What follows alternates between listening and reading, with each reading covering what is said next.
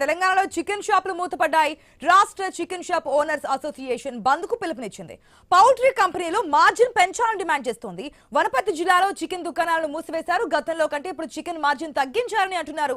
Margin పెంచే వరకు ఆందోళన చేపడతామని స్పష్టం చేశారు. గతంలో కేజీకి మార్జిన్ 26 రూపాయలు ఉండేదని తెలిపారు. ఇప్పుడు పౌల్ట్రీ కంపెనీలను మార్జిన్ 16 రూపాయలకు తగ్గించాలని మండిపడ్డారు. మార్జిన్ 30 రూపాయలకు పెంచాలని డిమాండ్ చేస్తున్నారు.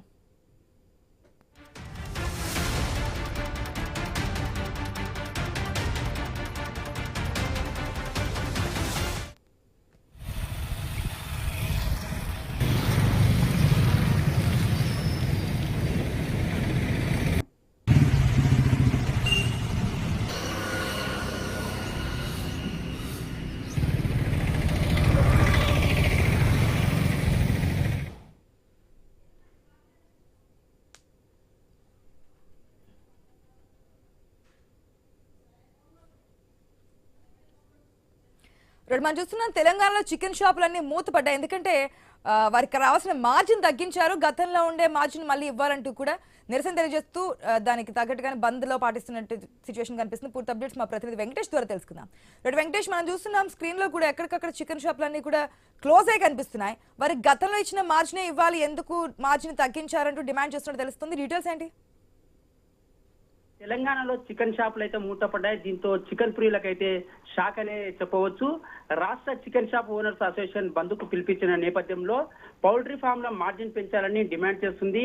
ఈ నేపథ్యంలోనే ఉమ్మడి పాలమూరు జిల్లాలో చాలా ప్రాంతాలలో చికెన్ దుకాణాలను అయితే మూసివేశారు. గతంలో కంటే ఇప్పుడు చికెన్ ధర మార్జిన్ తగ్గించారని వాళ్ళు వాపోతున్నారు. మార్జిన్ పెంచే వరకు తమ ఆందోళన చేపడతామని అయితే చికెన్ షాపు నిర్వాహకులు అయితే స్పష్టం చేస్తున్నారు.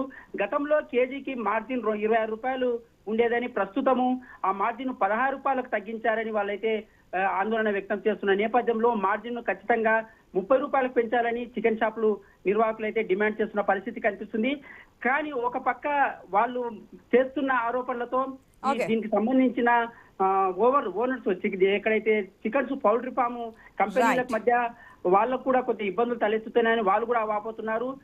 ముఖ్యంగా ఫీడ్ ధరలు పెరగడం, మెడిసిన్, ట్రాన్స్పోర్టు, కోళ్ల మరణాలతో లైవ్ చికెన్ రేట్లు కూడా పెంచక తప్పడం లేదని